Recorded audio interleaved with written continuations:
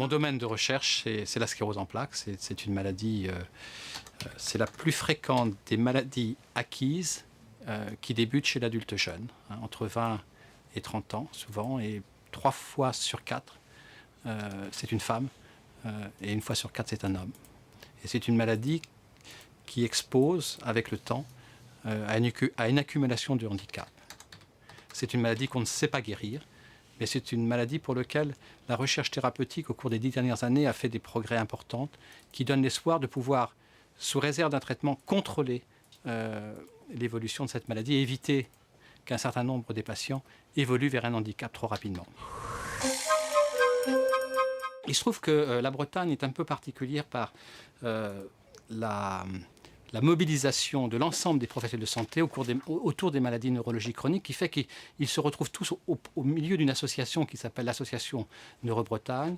et en particulier avec le réseau Sclérose en plaques Bretagne qui réunit tous les neurologues, tous les rééducateurs et puis de nombreux professionnels de santé, des paramédicaux, infirmières et kinés, pour suivre ces malades. Ce qui fait qu'on a une grande facilité à recueillir des informations médicales et de pouvoir suivre cette maladie qui est chronique, qui va se dérouler pendant des décades. On a été en mesure de pouvoir réunir l'histoire de près de 4000 patients, ce qui nous donne une base extrêmement puissante pour pouvoir mener des recherches et être de cette façon de pouvoir mieux comprendre cette maladie et de pouvoir initier des recherches spécifiques permettant de mieux la comprendre.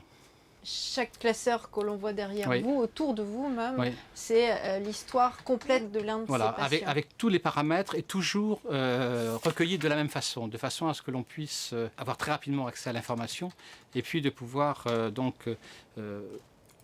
travailler sur des sous-groupes de patients, poser des questions. Alors bien sûr, tous ces dossiers, ces 4000 dossiers qui sont autour de moi, sont bien sûr tous dans un dossier informatique qu'on appelle ENMUS, qui est un outil parfaitement approprié à la sclérose en plaques,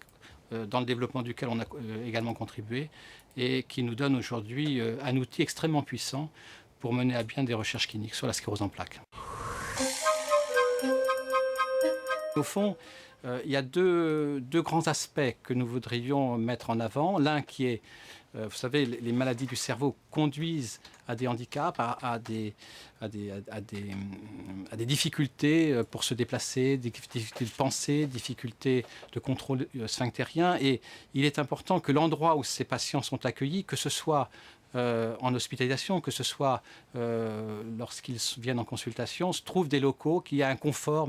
qui leur permettent de se sentir réellement bien accueillis. Ce qui n'a pas été le cas dans la conception, je dirais, un petit peu ancienne des centres hospitaliers. Et il y a vraiment besoin de pouvoir évoluer et de faire en sorte que les patients soient beaucoup mieux accueillis dans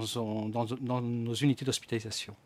Et puis le deuxième point, qui est peut-être celui qui est le plus important pour la recherche, c'est celui qui est d'avoir la capacité à accueillir des jeunes chercheurs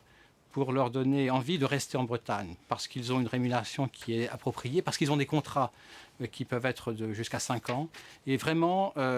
on sait que pour être compétitif à l'échelon international, il faut que les équipes s'étoffent et soient en mesure d'accueillir des jeunes chercheurs, qui soient d'ailleurs scientifiques purs, ou que ce soit des cliniciens, mais de façon à ce qu'il y ait un engagement important dans le champ de la recherche et que l'on puisse avoir des équipes capables de les accueillir et de leur donner un avenir.